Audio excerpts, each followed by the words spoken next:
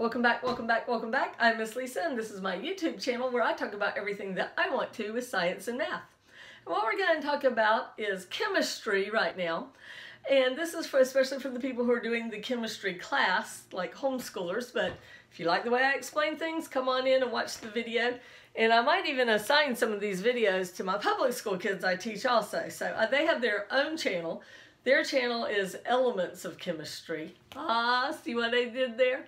And then this one is Chemistry Lessons. So this is the one primarily for homeschoolers. The other one is primarily for the public school kids I teach.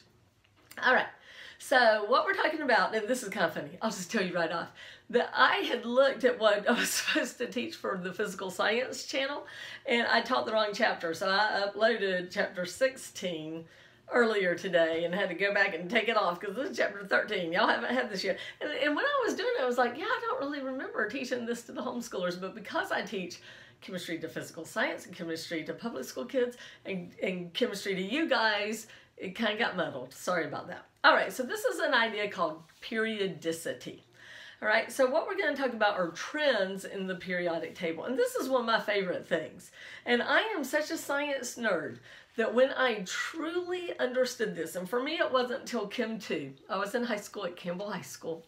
And when I really understood it, that I felt like I was starting to get it in that class, I teared up because it was so beautiful. I cried. Is that a science nerd or what? And I still love it, that these patterns are in everything. And it's just amazing that everything's so true. It's math, that there are these patterns in the design of everything, and it's just incredible, and it makes how everything works. All right, so we're going to start with the storybook. This is Miss Lisa's story time, and I've had this book forever, and I always whip it out. And it is called The People in My Family. Okay. And I guess I won't read you the whole thing. I like to read the whole thing. I'll just sum it up. It talks about that there are 5 Muppets in my family. 1, 2, 3, 4, 5. There's not a one I would swap. And then on the other side, there are 5 monsters in my family. A hairy dad, a scary mom, brothers and sisters. And then they're both coming at each other from different sides of a mountain. And the tension builds as you're learning about the different families. And then they see each other and they're all scared. But then, oh, here's where they're scared. Da-da-da-da, the climax of the books. Oh no, there's monsters. Oh no, there are Muppets. But then 1, 2, 3, 4, 5, 6, 7, 8, 9, 10, they all have a picnic together. Yay. Okay, now what does this have to do with chemistry? You're thinking nothing. Actually, it does. Okay. So on the periodic table, let's get that out. You know that has something to do with chemistry.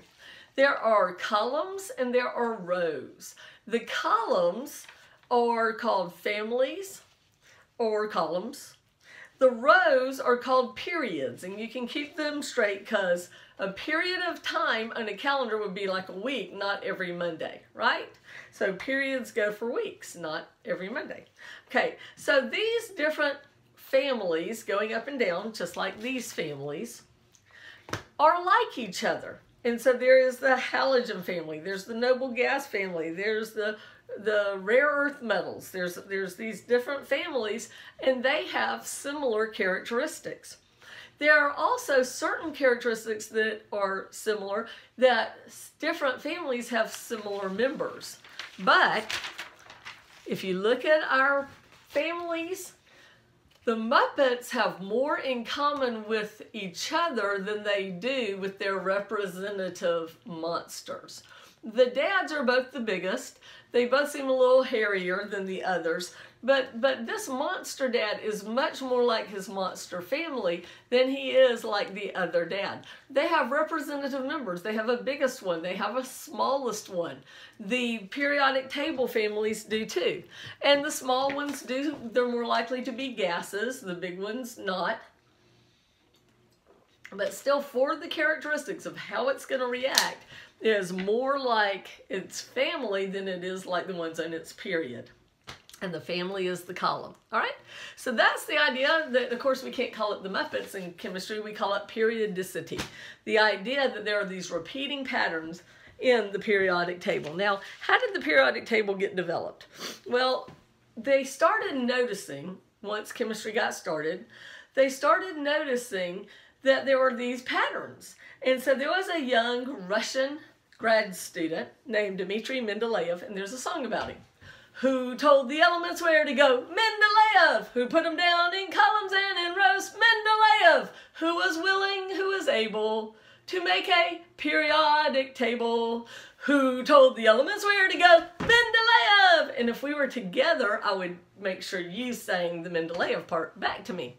But we're not, so you just have to sing it. You can replay it and sing it a few times. And sometimes we'll even try it like in a round, kind of depending on how silly I feel that day at school. But since we are distance, you just have to sing it in your heart. Okay, so he put all the elements on cards, playing cards. You ever notice that the elements kind of look like cards?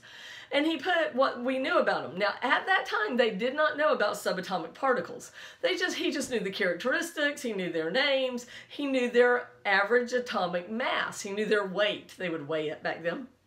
And he would rearrange it until he got these patterns, and he discovered the periodic table. He didn't invent it. The patterns have always been there in nature. He discovered those patterns, and he discovered the periodic table. Well, later on, they discovered the proton, and they realized that Mendeleev had it a little wrong, that it should have been by the proton and not the weight. But what was amazing is he figured out the periodic table, and he could predict where the ones were missing, that they were going to be discovered, and what their properties were going to be like, how they were going to react. He would predict them, and then they would discover them. It was like, woo! Now, remember I told you a lot of the founding fathers of science were Christians, wanting to be closer to God and all that. Dmitry Mendeleev, not so much. Maybe he was and maybe he wasn't. But what he was known for is that his friends would want him to go to the bar with them and go hang out after school, blow off a little grad student steam, and he would take his cards with him. So he would go to the bar with his cards and rearrange them as he's drinking vodka or whatever he did in Russia. So there's Mendeleev, card-playing Russian vodka-drinking guy, discovered the periodic table. So the funny thing about it is he discovered it when he was still a grad student and he was young, but photography became common in his lifetime. So we have a photograph of him, and he's like 80 with this big old beard down to here. You know, he doesn't look like the young card-playing grad student that he was. Well, then they discovered the proton, and there was a guy named Henry Moseley, and he rearranged the periodic table by the protons, and he was a brilliant young scientist. I think he was only like 27. They said he was more brilliant probably than Albert Einstein and would have made a bigger contribution to science. But it was during World War I, and he got drafted in England, and all the professors at his college were saying, no, he can't go to the front line. You've got to give him a desk job or something, because this guy is brilliant. He's smarter than us. He's the most brilliant scientist ever. He's going to bring glory and honor to England. And they sent him to the front line of World War I, and he was killed. So now there's a law in England that if you're a brilliant scientist, you get a desk job. You don't have to go to the front. But a little too late for them to do that, right? Bureaucrats. Letting poor old Henry Moseley die. So anyway, the picture of him is always young, because so for Henry Moseley is forever young, because he died young right after he discovered these things. So next, the modern periodic table is based on the atomic number. It is arranged in a way that reflects periodic law, which is that there are these repeating patterns in the periodic table. Now, remember how we talked about the electron configurations, 1s2, 2s2, and then comes 2p6. Electron configurations, yes, they're really slick. Okay, had to sing that song. The periodic table reflects the electron configuration. So I can look at any element and tell you its electron configuration based on the periodic table. So say that I want to do silicon. The first row is the first energy level, and there are two elements there that, so that means the first two electrons that are sort of like represented, that if it had stopped, it would be at those elements, are in an s orbital, because these over here all end up in s orbitals at the end.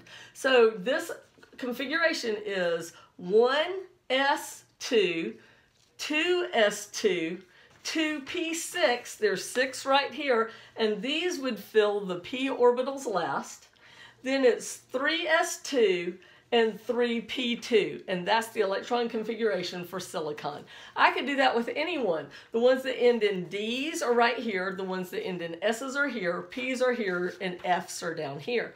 So one of the things I'll do with my public school kids is once they learn electron configurations, I'll race them to see who can write electron configuration faster, and usually I win. And what I would give them back in the day was a Snicker bar, but now everybody's allergic to peanuts, so I'd probably have to do something else. But if you can beat me, you can take my Snicker bar.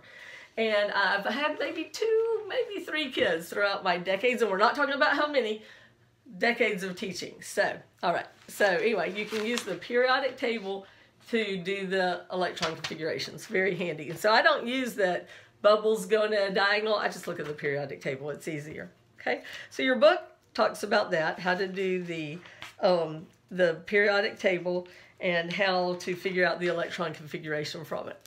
Now, there are trends in the periodic table, and to understand the trends in the periodic table, you have to understand what all the elements want. What do they want? I'll let you think about that. Maybe better would be, who do they want to be like? They want to be like the noble gases, who have full electron outermost orbitals. I did the wrong side. Noble gases, okay? So remember, this first column, they want to lose an electron and they will feel like the noble gas before them. So they become +1. These want to lose 2 because they have 2 in their s orbital. Remember, these are our s orbitals. And then they'll feel like a noble gas, so they become +2. I want you to print out a periodic table you can write on. I want you to color the metals one color, the non-metals another color. I want you to color the metalloids another color. I want you to write at the top of each column what ion it becomes. Okay, so you would write +1, +2. Over here, these become +3. They want to lose 3. These we skip because remember, these guys work out sharing arrangements. Those are our divorced parents who share their little electron with sharing custody agreements. These always stay neutral, so put a 0 over them. These want to gain 1 electron, so put a -1 over them. -2, this family is called the halogens. They make salts, they're salt formers, they disinfect. So things like chlorine and fluorine and iodine and bromine, they're all things that kill germs. This family right here, oxygen's family, they will become -2. So -1 for fluorine, -2 for oxygen, -3 for nitrogen's family. I want you to write on there. Okay, the next thing I want you to write is I want you to write about atomic size, okay? So we're still going with the idea of children. The electrons are like children. And the ones who want to keep their electrons hold on to them tight, and they pull them in close, and they're smaller.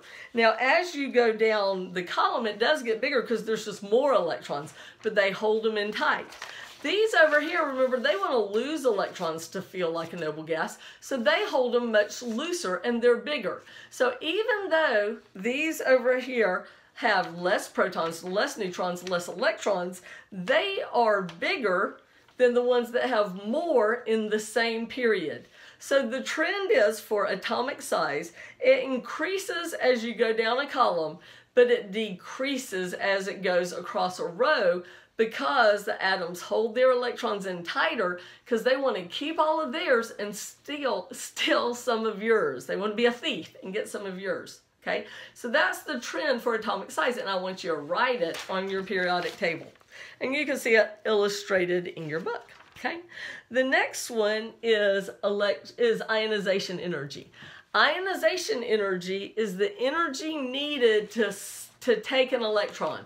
So these guys, they want to give theirs away. It takes no ionization energy. But as you go across, ionization energy increases. It's harder to take that electron. So I want you to write that on your periodic table. As you go up a column, ionization energy also increases. And it's the whole thing that when I had a baby, he was the most precious thing. We had been infertile for 5 years, and God blessed us with a Nathan, and we were so happy.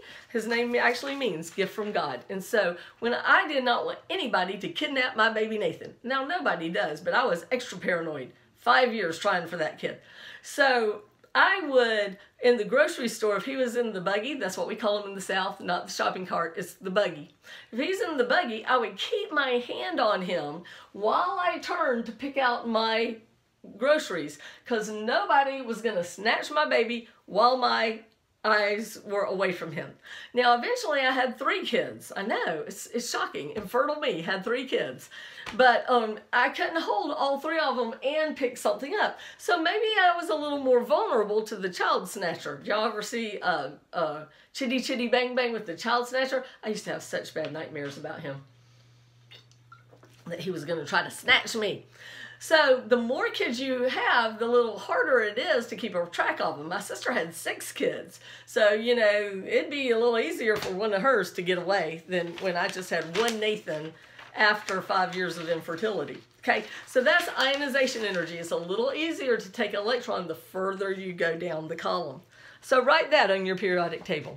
The next one, and really all of these are just different ways of saying the same thing. We talked about size. We want to talk about electronegativity. Okay, so electronegativity is the ability of the atom to hold its electrons close to itself. So they can hold them better, the ones who want to keep them, than the ones who don't. So electronegativity increases as you go across, and it increases as you go up. All of this is saying the same thing, but it's different words for it. So electronegativity is the ability for the atom to hold the electrons to itself. So be sure to write those on your periodic table. Try to get where you understand those terms. And that's it. That's this chapter. One of my favorites. I love these trends. It's so perfect. It's so good at math. It makes you cry. You're thinking, she's a nerd. Yeah, I am. All right. Like, share, subscribe. And remember, science is great. And I will see you next time.